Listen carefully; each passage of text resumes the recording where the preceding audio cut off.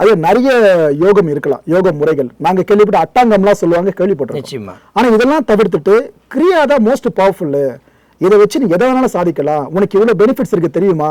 அதாவது ஒரு குறிப்பிட்ட நாட்களுக்கு பிற்பாடு நீ கிரியா பயிற்சி பண்ணிட்டே இருந்து ஒரு கட்டத்துல நீ சொன்ன மழை கூட வரும்ன்ற மாதிரி சில பேர் சொல்லுவாங்க.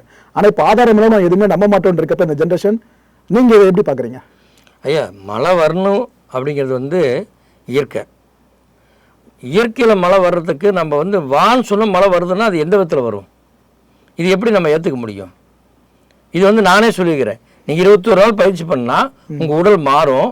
48 நாள் பயிற்சி முடிச்சுட்டு மழையை கூப்பிட்டா மழை வரணும்ன்றீங்களா? வரணும், இதுதான் உண்மை. வரும், சாத்தியம். அந்த காலகட்டத்தில் இது சாத்தியம். ஆயிரக்கணக்கான பேருக்கு நம்மளுடைய பயிற்சி எடுத்தீங்கன்னா மழை வந்திருக்கு.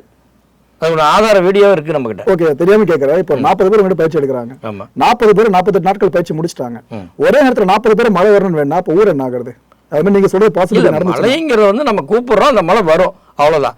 ஊரை அழிக்கிற அளவுக்கு வரணும்னு நம்ம கேட்கலையே. மழை வரணும், அவ்வளவுதான். மழை வந்துருச்சு. ஆனா பாசிபிலிட்டி இருக்குன்றீங்க. ஆமா, உண்மைதான். நம்ம என்ன நினைக்கிறோமோ அது நடக்கணும். அப்ப மழையை வந்து நம்ம கூப்பிட்டு வந்துச்சுன்னா நம்ம நினைக்கிறது நடக்குதுன்னு அர்த்தம். ஒரு டெஸ்டிங் தான் அது. ஓகே, நம்மளும் பிரபஞ்சத்துக்கும் ஒன்றாக இணைஞ்சிருக்கிறோமாங்கிற ஒரு டெஸ்டிங்.